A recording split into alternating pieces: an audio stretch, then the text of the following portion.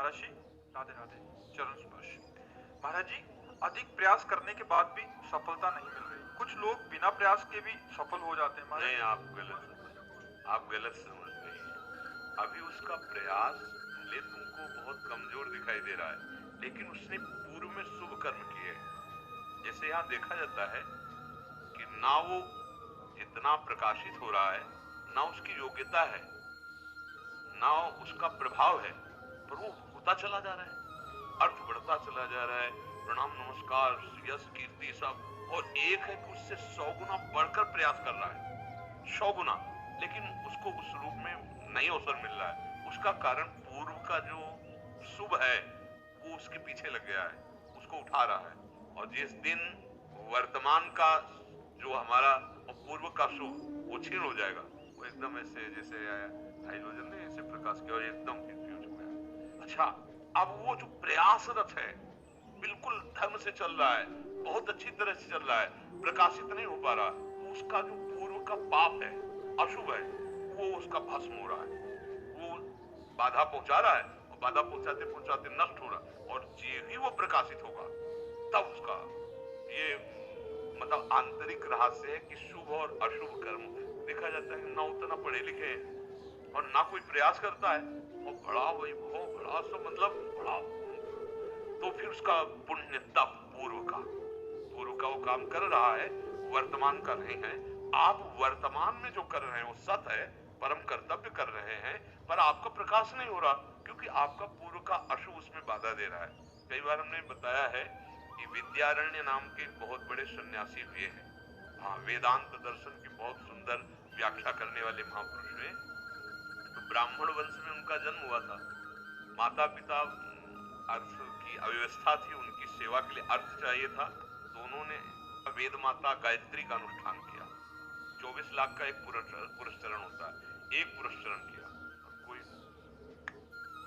2 3 4, वो मतलब हट करके कि हम माता गायत्री से ही लेंगे।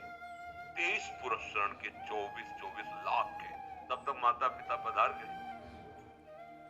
बड़ी एक अंदर से असंतुष्टता हुई कि शत मंत्र गायत्री, इतना पुरस्चरण, ना कोई संकेत हुआ और ना कोई हमें निराश हो गए और संन्यास ले लिया। जो आदि गुरु भगवान शंकराचार्य जी के द्वारा स्थापित मार्ग, जो ही संन्यास लिया तो वेद माता गायत्री साक्षात प्रकट हो गई और उनका वरम रुई। आप सन्यासी हो गए तो क्या वरम रुई? बचपन से लगे थे अभी तक कि कुछ धन मिल जाता, बोले अगर अभी कहें तो देवराज इंद्र का पद, जो वैभव कहें, तो उनका आप प्रकट क्यों नहीं? इतना पुरस्कार। बोले तुम्हारे अनंत जन्मों में ऐसे 24 महा अपराध थे, उनको 23 पुरस्चरण से कट गए, वो एक सन्यास से कट गया। अब आप जो चाहो उसको मांग लो, अब आप विचार करो।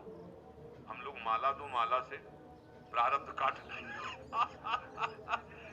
हाँ, असंतुष्ट हो जाते।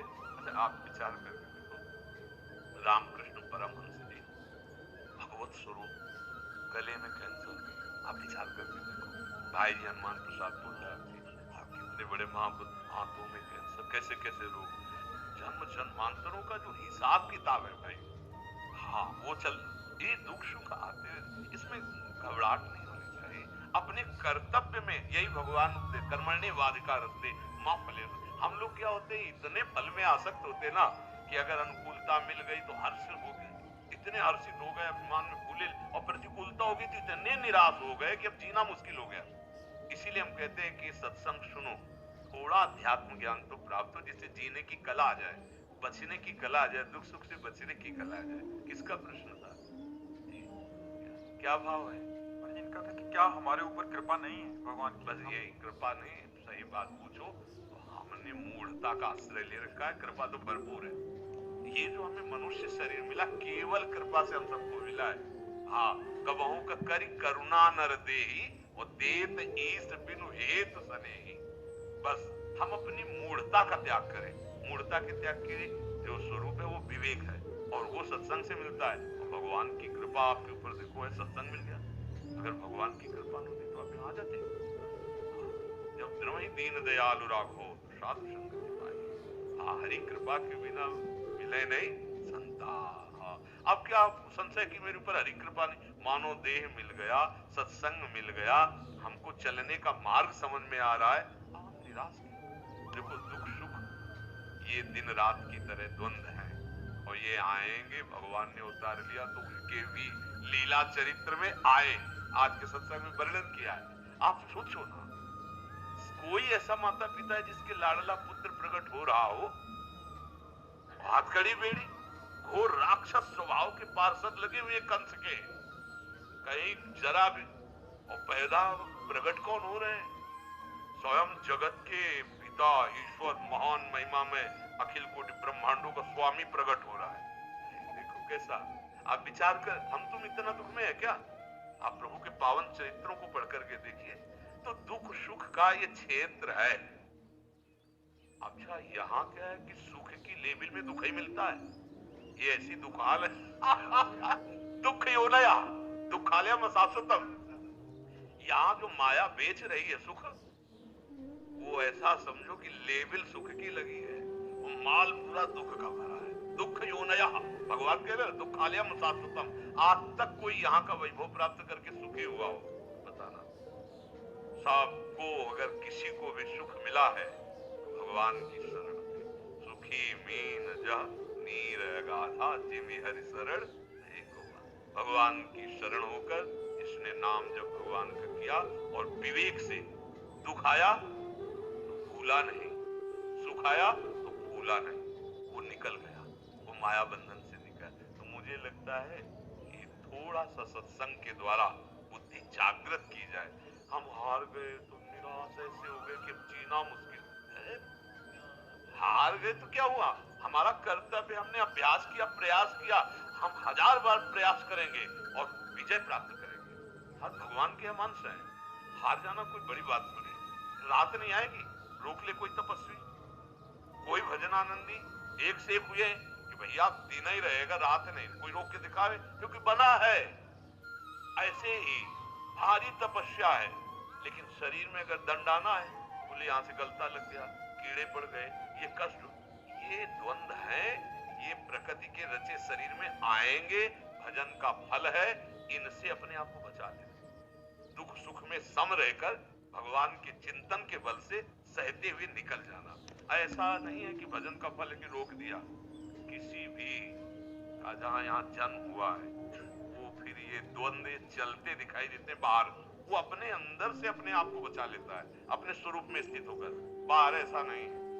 हाँ, वो तुम्हारे रूप जरूर ठीक कर सकता है, अगर वो संकल्प करे अपने शरीर के दंड को भोगता है। बड़े बड़े संतों में महिमा देखी गई कि वो हाँ आगंतुक जो आया है उसकी दुख निवृत्ति के लिए देखा कि अब दया आ गई तो फिर वो भले अपने शरीर में ले ले उसको, ये संतों का स्वभाव देखा है, पर भोग को भोगना पड़ा, चाहे ऐसे लेके भोगे या अपने तप के द्वारा उसे भस्म करे, पर अपने शरीर का नहीं। हमने बड़े बड़े महापुरुषों को देखा है, वो अपने शरीर के कष्टों को सहते हैं। तो मुझे लगता है कि हमको उन्हीं की तरफ चलना चाहिए। महाजनों गत्यं स पंथ, महापुरुष जिस मार्ग में गए तो वो सहकर भगवान को प्राप्त हुए। अगर हम भजन का फल इसमें लगा दें दुख सुख में, तो ये तो देखो शरीर नाशवान है और ये सब परिवर्तनशील है, ये टिकेगा नहीं। हम लोग वर्तमान में शरीर ही बने हुए हैं, इसी में जी रहे हैं, इसी के सुख दुख में फूल और दुखी हो रहे हैं। आप देख लो ना, कोई बहुत ही अध्यात्म मार्ग का चलने वाला सुख दुखों से अपने आप को बचा पाता है। अध्यात्म सुख दुख को सहने के लिए, सुख दुख जो हमको विक्षिप्त करती है उससे बचने की कला आत्मज्ञान, विवेक। बड़े बड़े महापुरुषों ने हर कष्ट सहे हैं तो मिटा नहीं सकते थे क्या? जैसे देखो ना, मतलब जैसे हम कई बार प्रार्थना की कि आप लोग इस भ्रम में न रहो कि आप करो गंदे आचरण और कोई आपके जंतुर बांध देगा, कोई आपको कुछ दे ले देगा तो आप दुख से दूर हो जाओगे। नहीं हो पाओगे भाई, आप अच्छे आचरण करो, आप भगवत मार्ग में चलो, नाम जप करो, आपको किसी जंतुर की जरूरत नहीं है, नाम विराजमान, मंगल हो जाएगा। पर लोग नाम जपना कठिन है, सतमार्ग में चलना कठिन है, तो ऐसी भावना होती है कि अगर कहीं ऐसा कहीं नहीं है, कहीं नहीं है, पक्का समझो। हाँ, छोटे मोटे मंत्रों का अनुष्ठान करके कुछ जैसे सिद्धियां प्राप्त कर ली जाती है तो वो तत्कालिक होती है। लेकिन भवरोग को कोई मिटा दे, भाई पेड़ की हम एक टहनी छोटी सी काट पाए तो वहां से 4 किनका नए निकलेंगे। पेड़ का स्वभाव ऐसा होता है। पूरा पेड़ खड़ा है दुख का भी हमारे सामने, उसको अगर जड़ से उखाड़ना है तो फिर भजन करो। बारी मथे कृत होए बर सिखता पे बर पेड़ बिनु हरि भजन न बहुतरी या सिद्धा। दुखी नहीं हम आएंगे, दुख सुख आएंगे, ये तो हमारे कर्मों के परिणाम से आएंगे, पर भजन बल है वही तुम्हें बचा सकता है। सत्संग से प्राप्त विवेक तुम्हें दुख सुख में डूबने नहीं देगा। दुख सुख में ऐसे डूब जाते हैं कि जीना मुश्किल, ऐसा लगता है कि अब जीवन बेकार हो गया। जीवन विद्यार्थी विद्या में अगर फेल हो गया, व्यापारी व्यापार में घाटा पर, किसान किसानी में फेल हो गया, या कोई किसी भी हार पराजय, अब उसको लगता है जीना बेकार। नहीं यार, तुम्हारा जीवन बहुत बड़े उद्देश्य के लिए, मानव देह से तुम साक्षात नारायण बन सकते हो। सारूप्य मोक्ष नारायण ही तो है ना, साक्षात नारायण, साक्षात हरि। हे छोटी मोटी दुख की वृत्तियों में फिसलो मत, आगे बढ़ो, बहादुर बन के। जो सूरवीर योद्धा होता है ना, पीठ खाने से अच्छा है गला कटवा देना। हाँ, अब हम भगवान के मार्ग के पथिक, हम सत्संगी हैं, अब माया से पीठ दिखा के नहीं भागेंगे। सन्मुख भगवान के हैं, अब देखते कौन परास्त करता है। नाम जब चल रहा है और सत्संग, ये दो जीवन में जिसके हैं, साधन को हरिभजन है, कहे सत्संग सहाय, उसे कोई परास्त नहीं कर सकता। अब हम लोग इतने कमजोर हो चुके हैं, इतने कमजोर कि मतलब कैसे समझावें। छोटी सी संपत्ति के लिए भाई भाई की हत्या कर रहे हैं, छोटे से लाभ के लिए पूज्य संबंधों का तिरस्कार किया जा रहा है। ये क्या है? ये बिना अध्यात्म की दुर्दशा है। शास्त्र ज्ञान नहीं, सत्संग नहीं, तो पूज्य जनों का अपमान, छोटी छोटी बातों के लिए जिनकी हमें चरण धो के पीने चाहिए, उनको हम कड़वे वचन या उन पर हम प्रहार करते हैं, अपना जीवन सर्वनाश कर लेते हैं, अपना भविष्य नष्ट कर लेते हैं। इसलिए सत्संग